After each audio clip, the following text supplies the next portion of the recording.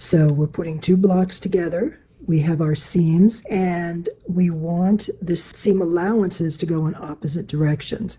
So I have my seam right here. This goes this way, this allowance goes that way. Now, sometimes you'll have your seam set up where you're sewing downward. You're sewing towards the seam, over the seam, and past the seam.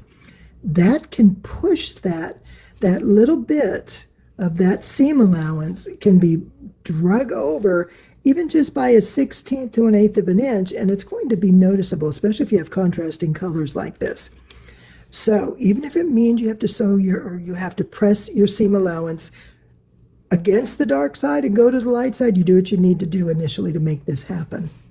You want this seam allowance to be facing the presser foot as you're sewing, because when it pushes this, that little knob, that little nudge right there will be pushed into this part right here.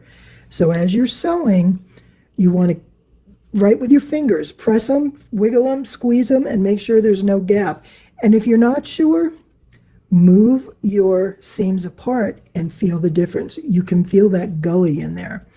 And move it the other way, and you can feel, oh my gosh, it's so thick. It's just way too, it's like sewing leather.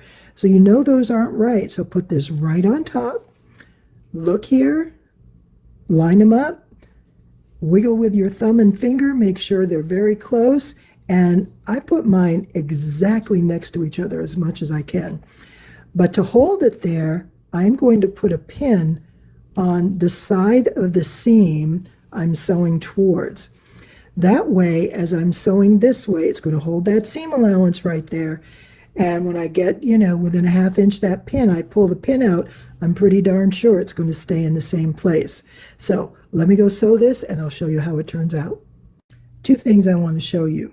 First, the seam, where they joined.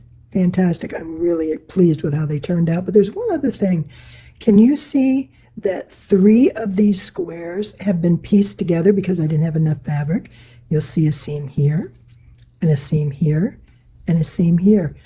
It doesn't really stand out. It's okay to put pieces together to make up your block.